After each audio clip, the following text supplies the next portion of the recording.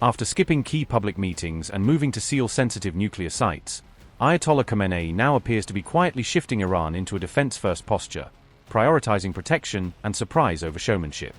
On February 9th, Iran's defense ministry announced that it has stopped unveiling defense achievements, signaling an end to the high-profile weapons shows that once punctuated Tehran's messaging. Ministry spokesman Reza Tlaib explained that security considerations and preserving the element of surprise now take precedence, suggesting Iran wants adversaries guessing about its true capabilities.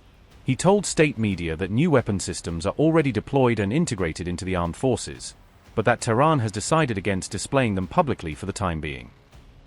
Reza Tlaib said, and I quote, "In view of security considerations and safeguarding the principle of surprise, we have currently stopped unveiling defense achievements. In operations, offensive and defensive fields, today's defense achievements have been, and continue to be, integrated into the country's defense units, but we refrain from publicizing them." Unquote. Tlaib stressed that operational use of these systems continues across both offensive and defensive domains, underscoring that only the publicity has stopped, not the deployments. He added that artificial intelligence, advanced microelectronics, and cyber capabilities now sit at the core of Iran's long-term defense roadmap, shaping the next generation of its arsenal.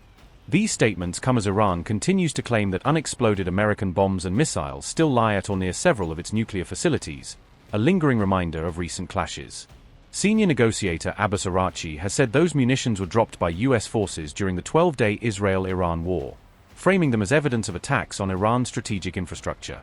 According to Araghchi, Tehran has formally notified IAEA Chief Rafael Grossi about the unexploded ordnance, raising both safety and inspection concerns at international level.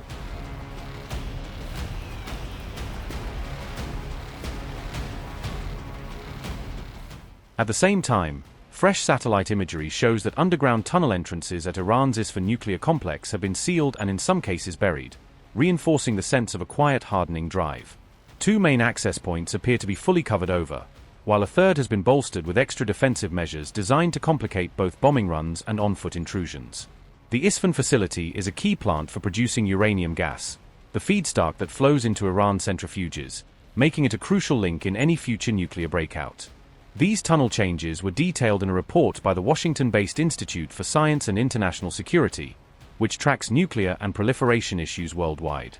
Analysts say the fortification strongly suggests Tehran fears possible U.S. or Israeli airstrikes or even special forces raids aimed at seizing or destroying sensitive material underground. Israeli intelligence now estimates that Iran is turning out roughly 300 precision ballistic missiles every month, rapidly expanding a stockpile that can threaten regional targets.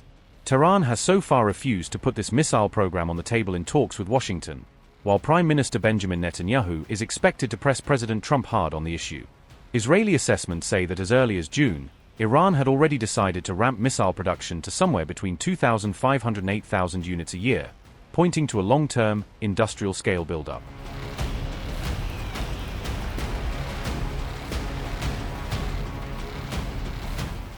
On February 6th, the US and Iran held indirect talks in Oman, their first serious diplomatic engagement since the fierce June 2025 conflict. On February 9th, Iran's nuclear chief indicated that Tehran is prepared to dilute its stockpile of 60% enriched uranium as part of a broader compromise. In return, Iran is demanding that the sweeping sanctions choking its economy be lifted, opening the door to significant economic relief and investment.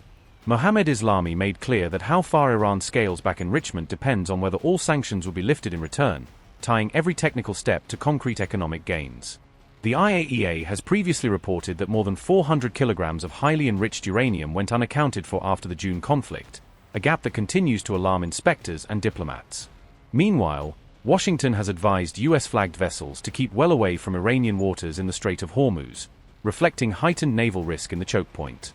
US officials cited recent harassment incidents and Iranian boarding tactics, using fast boats and helicopters, as reasons for the extra caution.